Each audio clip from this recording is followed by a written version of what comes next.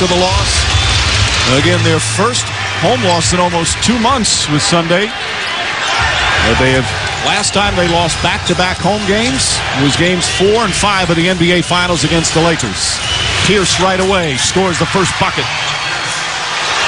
That's a big-time shot, but that's very good defense by Vince Carter right there. You can't do anything better than he just did.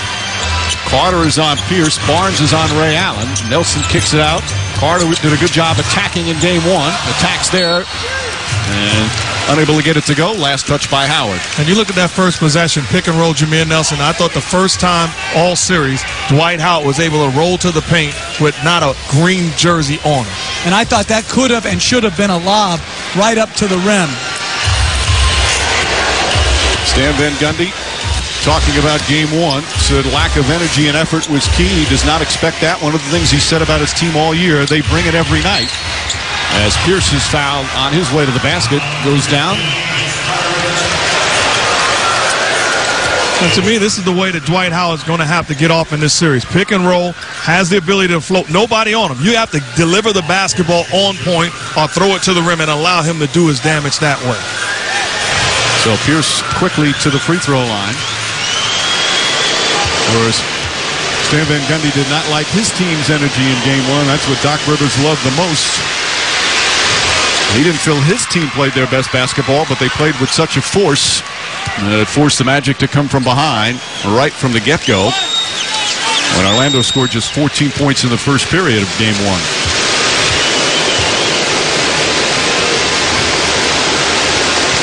And you look at the success that these Celtics have had on the road. Again, they've won 3 straight, games 2 and 5 in Cleveland, game 1 in Orlando. What's been the key to their road success, Jeff? Well, they're a very well-balanced team as Jameer Nelson penetrates and does just what Mark said he had to do, which is go at the basket and create plays. Perkins called for a travel. But to get back to your point, Mike, I think what they did well was they're a well-balanced team. They're offensively efficient. The only thing that gets in the way of their offense is turnovers. And then defensively, they have the length, the intensity, and the scheme to be the best defensive team in the NBA in the playoffs. They clean up a wet spot that Jameer Nelson pointed out. Nelson had a slow start to game 1, but played well in the second half and finished with 20 points, 9 rebounds as well. Carter hits the jumper. Exactly what we talked about. Those are the 2 guys that's going to have to get off offensively, and they have to be in attack mode all night long. Carter knocked it away, gets it back. Layup won't go. Nelson on the offensive board. Nice pass to Barnes. Poked away by Pierce. Barnes again will try it. That won't go. Howard knocks away.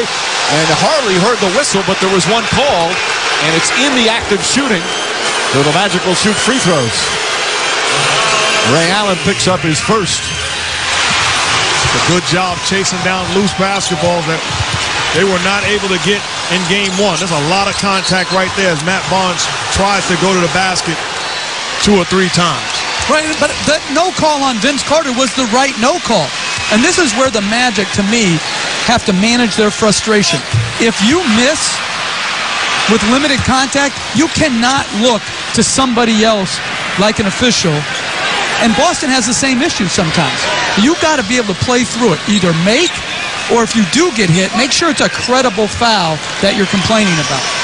And especially you play against a Boston Celtic team, you know coming in, especially the front court, they're going to bang you, they're going to foul you, they're going to make you earn your points. And this is playoff basketball. The mentality should be, okay, I'm going to make sure you're going to call something next time. I'm going through him, and I'm going to dunk him. Rondo's setting it up.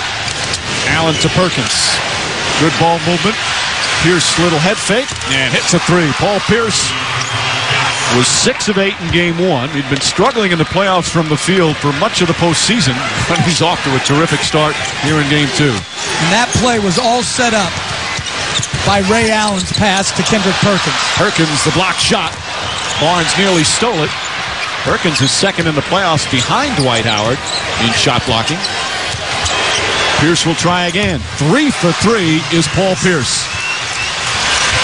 And he has all 9 Celtic points. Now, I played with a lot of great players, and this was moments that they live for. On the road, pressure games, looking to attack. Carter attacks there, draws the foul, and a chance for a three-point play. He has not settled for jumpers so far in games 1 and here to start game 2. And he talked about it. This was what he was coming in to do. Put the ball on the floor and make plays. That time, pick and roll, gets to the cup.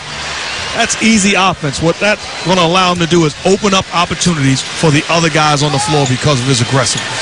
Carter in his first year after being acquired from New Jersey had a good solid regular season, averaged just under 17 a game, but these are the games they acquired him for. And I like what Jameer Nelson's doing, playing with more energy, getting the ball up quicker versus thinking about what play to call. Garnett has it stripped. Barnes poked it away first. Lewis ahead to Barnes. Barnes up and throws it down. And the Magic have their first lead of the series. They trail the entire game 1.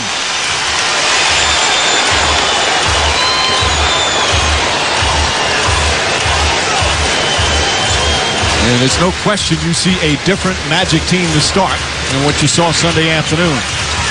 Garnett gets the offensive board again, poked away by Carter. And you got to love that. Other guys engaging to go after the rebound. So Carter deflects the rebound, not able to get it, but the effort keeps the ball alive. Howard. Garnett on him. Jameer Nelson on the drive, flips it up, won't go. Ball kept alive and the Celtics come away. Rondo knocked away again, but the ball goes right to Perkins. Barnes made a nice play, but Perkins hustled as the trailer picked it up. Howard against Perkins, who has always played him well. They strip him again. Rondo sidesteps, blocked by Howard, but a foul. And free throws for Rajon Rondo. The foul is on Jameer Nelson.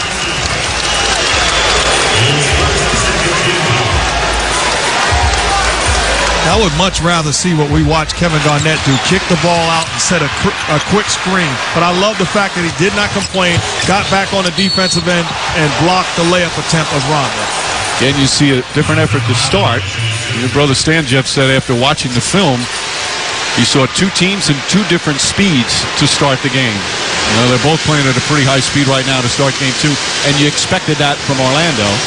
For Boston, meanwhile, they have to know that and weather that first hit. Well, and also, they're playing for something significant. They're thinking about winning a championship, and if you do that, you don't give away games by not being ready to play. To say after the game, as multiple Magic players did, that this was a wake-up call, my first thought was, are you kidding me? Do you not know who you're playing and what you're playing for? One of the great sports cliches of our time. Lob to Howard. A little too high. And I've not seen them been able to even attempt that so far. Rondo, pretty move from Rajon Rondo.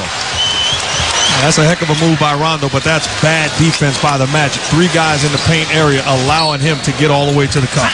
And Stan Van Gundy calls timeout. Boston, they've hit 5 of their first 6 shots.